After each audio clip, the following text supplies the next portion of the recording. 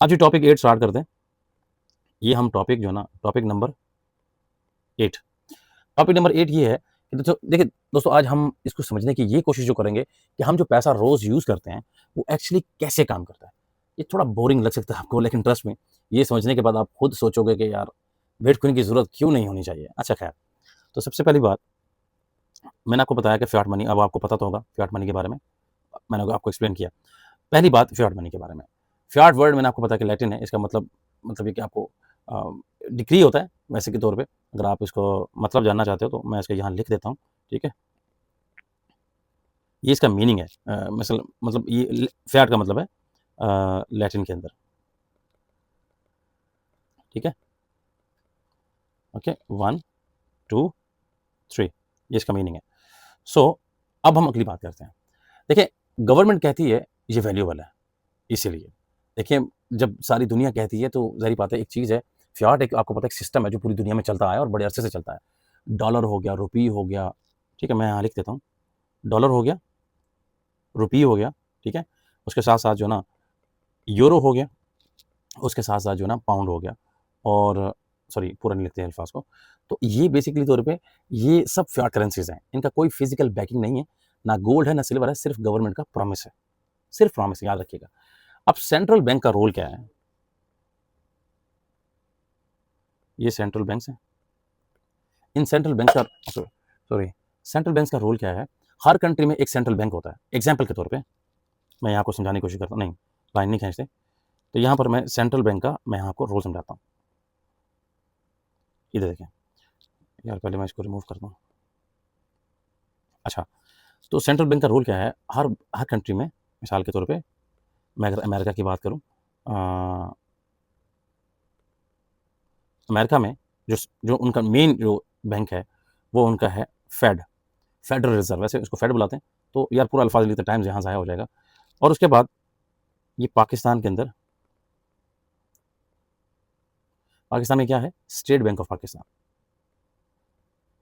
ये bank of Pakistan. Anyway, उसके बाद इंडिया में अगर आप देखो, समझाने के लिए बता रहा हूँ ताकि आपको चीज़ें समझ में आए, रिज़र्व बैंक ऑफ पाकिस्तान। बहरहाल ये सारी चीज़ें मैं लिखी बैठा हूँ। सो मैं यहाँ कंटिन्यू करता हूँ। ये चीज़ें यहाँ क्लियर हो गई। अब ये सेंट्रल बैंक्स बेसिकली तौर पे करती क्या है? यार क्या मेरा दिमाग पता नहीं आज यार, पैसा प्रिंट करती हैं। इनका काम है पैसा प्रिंट करना, ठीक है, सिर्फ प्रोमिस बेस पे। और ये डिसाइड करती हैं कि मार्केट में कितना पैसा होगा, ठीक है। इसको मॉनेटरी पॉलिसी कहते हैं। मिसाल के तौर पे ये डिसाइड करते हैं, ये फैसला करते हैं how much money is required, example के तौर पे। तो ये टोटल डिपेंड करता है, इसकी जो पॉलिसी होती है उसको कहते हैं मॉनेटरी पॉलिसी, ठीक है। मैं लिख ही देता हूँ ताकि आपको जो ना इसका अंदाज़ा हो। देखिए, एक चीज़ याद रखिएगा, ये चीज़ें आपको अगर नहीं पता ना, आप कभी ज़िंदगी में 4 बंदों में बैठ के आप अपने आप को ट्रेडर नहीं कह सकते। वो आपसे पूछ रहे हो, पॉलिसी की बातें कर रहे हो और आपको कुछ कह रहे हो और आपको उसके बारे में आइडिया ही ना हो, ठीक है। अब नेक्स्ट चलते हैं। इस मॉनेटरी पॉलिसी के बाद मैं आपको बता दूँ कि बेसिकली तौर पे जब इकोनॉमी स्लो हो, ठीक है। अब पॉइंट ये है, पहला पॉइंट, दूसरा पॉइंट, जब इकोनॉमी, मैं ई लिखूँगा यार, समझ जाना यार, लिखने की ज़रूरत नहीं। इकोनॉमी स्लो हो, ठीक है, तो होगा क्या? पहला स्टेप, पैसा प्रिंट करो। यार ला हौल वला कुव्वता इल्ला बिल्लाह। अच्छा, पैसा प्रिंट करो, ठीक है। दूसरा स्टेप, अब पैसा प्रिंट कर लिया तो इंटरेस्ट रेट जो ना वो थोड़ा घटाना पड़ेगा। इंटरेस्ट रेट आईआर लिख देता हूँ। इंटरेस्ट रेट को आपको क्या करना होगा? डाउन करना होगा, ठीक हो गया। मैं थोड़ा आगे कर देता हूँ उसको। अब उसके साथ क्या होगा? लोग ज़्यादा स्पेंड करेंगे, तो मैं यहाँ करूँगा, लोग ज़्यादा स्पेंड करेंगे, शॉर्ट में लिख देते हैं। अच्छा, ये चीज़ यहाँ क्लियर हो गई। उसके साथ-साथ मैं ये वही कि दूसरी जो इसकी स्टेज आती है वो क्या है? अब फिर आप कहीं कन्फ्यूज़ ना हो जाओ।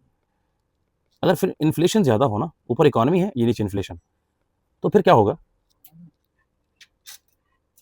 पैसा प्रिंट मत करो, ये पहली स्टेज है इसकी। और उसके साथ दूसरी स्टेज क्या है, सॉरी, IR, इंटरेस्ट रेट बढ़ाओ ऊपर की तरफ, मतलब बढ़ाओ उसको। तो लोग क्या करेंगे, स्पेंड जो है ना वो लेस करेंगे, कम करेंगे, ठीक है। तो ये 2 पॉइंट्स मैंने आपको यहाँ पर बता दिए। अब ये टूल्स हैं इकोनॉमी को मैनेज करने के लिए, मैंने आपको बताया ना। अब कमर्शियल बैंक का यहाँ पर रोल क्या है, आगे चलते हैं। कमर्शियल बैंक का यहाँ पर क्या रोल है। जब आप बैंक में पैसा रखते हो, वो पैसा वहाँ बिल्कुल नहीं होता, ठीक है। वो बेसिकली तौर पे वहाँ बैठता नहीं है पैसा। बैंक क्या करता है, मिसाल के तौर पे peoples deposit money into commercial bank. तो कमर्शियल बैंक क्या करेगा, उसकी नेक्स्ट स्टेज क्या होगी, वो क्या करेगा, लोगों को लोन प्रोवाइड करेगा, ठीक है। लोगों को लोन प्रोवाइड करेगा, कंपनीज को, बैंक्स को, उनको प्रोवाइड करेगा। अब वो क्या कहेगा, एक्चुअली बैंक्स जो है ना, वो क्या करता है, फ्रैक्शनल रिजर्व बैंकिंग करते हैं। इसका मतलब होता है कि अगर आपने 100 रुपए डिपॉजिट किए, बैंक सिर्फ 10-20 रुपए अपने पास रखता है रिजर्व, और बाकी किसी और को लोन देता है। एग्जाम्पल समझा रहा हूँ। इसका फार्मूला क्या है कि एक कमर्शियल बैंक का, मैं आपको यहाँ पर प्रॉपर जो ना लिख ही देता हूँ ताकि आपको समझ में भी आ जाए। देखें, एक कमर्शियल बैंक वो करता क्या है, अगर आपने पीपल, तो पीपल को शॉर्ट में लिख देता हूँ। पीपल क्या है, 100 आपने रुपीज़ आपने डिपॉजिट किए, तो बैंक क्या करेगा, उसमें से 10 से 20 रुपए रखेगा, और रिमेनिंग 80 70 से सॉरी 80 से 90 रुपए वो क्या करेगा, वो लोन प्रोवाइड करेगा। किसको प्रोवाइड करेगा, बिजनेस पर्सन को, बिजनेस प्रोवाइडर को, और प्राइवेट कंपनीज को। ठीक हो गया, ये चीज़ें यहाँ पर आपको क्लियर होनी चाहिए। उसके साथ आपको क्या करेगा, आपको ये भी तसल्ली होगी कि बैंक में पैसे पड़े। अब इंटरेस्टिंग क्या चीज़ है, बैंक लिटरली कैसा करता है, ऐसे पैसा क्रिएट करता है जो एग्जिस्ट ही नहीं करता फिजिकली। मेरी बात को समझो। अब ट्रस्ट का प्रॉब्लम क्या है, ये पूरा सिस्टम ट्रस्ट पे चलता है। ये सारा आपको मैं बता दूं, ये जितना आपने मैंने आपको निज़ाम ऊपर बताया है यार, ये पूरा गोल चक्कर में काटू ना करें। ये सारा सिस्टम ये ट्रस्ट के ऊपर चलता है, ठीक हो गया।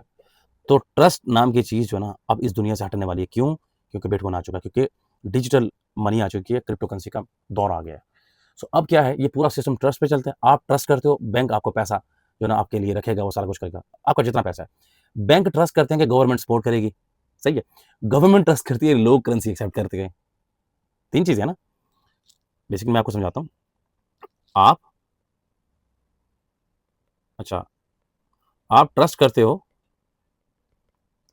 पहली स्टेज है, ये पहली स्टेज है। बैंक क्या करेगा, बैंक आपका पैसा वो रखेगा आपके, अब मतलब बैंक अपने पास रखेगा, लेकिन आपको ये यकीन होता है, ये पहली स्टेज होती है। अब दूसरी स्टेज क्या है कि बैंक ट्रस्ट करता है, ये बैंक हो गया, वो ट्रस्ट करता है कि क्या, कि गवर्नमेंट जो है उनकी जो सपोर्ट है, उनका जो लेवल है, वो उनको प्रोवाइड करेगी, उनको जितनी भी सर्विसेज हैं वो प्रोवाइड करेगी, जो उनको सपोर्ट मिल सकती है गवर्नमेंट से। तीसरी चीज़ क्या है, गवर्नमेंट ये सोचती है, नहीं पहले मैं अपने बारे में सोच लूँ। यार एप्पल पेंसिल है ना, तो यहाँ पर लिखना बड़ी स्मूथनेस होता तो पता नहीं चलता। एनीवे, तो गवर्नमेंट ट्रस्ट करती है बेसिकली तौर पे कि आप, मैं और सब लोग पैसा पैसा यूज़ करेंगे। तो मुद्दा ये है कि पूरे सिस्टम को समझाने की मैं आपको कोशिश कर रहा हूँ। देखें, जब ये ट्रस्ट टूटता है ना, तो बैंक रन्स होते हैं, ये मेरी बात ध्यान में रखिएगा। तो सब लोग एक साथ पैसा निकालें, एग्जाम्पल के तौर पे करेंसीज कोलैप्स होती हैं, इकोनॉमीज बर्बाद होती हैं। अब मैं आपको बड़ी इंटरेस्टिंग स्टोरी बता दूं कि 2008 का फाइनेंशियल क्राइसिस आपको याद है। अमेरिका के बड़े बड़े बैंक फेल हो गए थे क्योंकि ये चेन ऑफ ट्रस्ट टूट गया था, ठीक है। लेकिन बिटकॉइन में ट्रस्ट की जरूरत नहीं होती। मैथ है, कोड है, रूल्स फिक्स्ड हैं, कोई सेंट्रल बैंक नहीं जो ज़्यादा बिटकॉइन प्रिंट करे, कोई गवर्नमेंट नहीं जो फ्रीज करे। ये इसीलिए रेवोल्यूशनरी जो मनी है, पहली बार पैसा बिना ट्रस्ट के काम कर सकता है। ये एक सबसे बड़ा इंपॉर्टेंट पॉइंट है। ये मैंने आपको जो टॉपिक बताया ना अभी जो आपको मैंने ऊपर लिख के बताया कि ये, एक सेकंड, हम किस टॉपिक में, टॉपिक 8 में, ये ऊपर देखें, यहाँ से ये रेड वाला स्टार्ट किया। मेरा आपको बताने का सिर्फ मेरा ये पॉइंट है, ये सारी चीज़ें बिटकॉइन में अप्लाई नहीं होती। जितनी चीज़ें मैंने आपको बताई हैं, ट्रस्ट, ये चीज़ें और ये गवर्नमेंट फ्रीज़ कर देना, बैन। अच्छा, उसके बाद मज़े की बात, अगर मैंने $100 आपको सेंड किए या $100 मिलियन सेंड किए हैं, फ़ीस उसकी कुछ 1-2 डॉलर्स में ही होगी। अगर आप बैंक से भेजो तो आपको अंदाज़ा करो, और पैसे भी इंस्टेंट मैंने आपको भेजने, डायरेक्ट आपको जाएँगे, ठीक है? आई सेंड यू, एग्ज़ाम्पल के तौर पे, डायरेक्टली आपके अकाउंट में या आपके वॉलेट में, जो भी कहो, वो बाद में डिस्कस करेंगे। सो नेक्स्ट जो है टॉपिक हमारा, वो टॉपिक 9 है। अब देखिए बिटकॉइन क्यों बना, ये सबसे इंपॉर्टेंट है। ये हमारा यहाँ से स्टार्ट होगा कि बिटकॉइन की जो हमें ज़रूरत क्यों है, ये स्टार्ट कैसे हुआ और क्या इसके सॉल्यूशन है, हमारे पास प्रॉब्लम क्या थी, हम किस सॉल्यूशन पे पहुँचे, ठीक है? तो मैं टॉपिक 9 में आपको बताऊँगा। फॉलो कर लें, सब्सक्राइब कर लें, लाइक कर लें, कमेंट ज़रूर करें। सो मिलते हैं अगली वीडियो में। सपोर्ट करें, ये फ्री एजुकेशन है, सबको ये वीडियोज़ भी शेयर करें इंशाल्लाह ताला, ठीक है? ओके।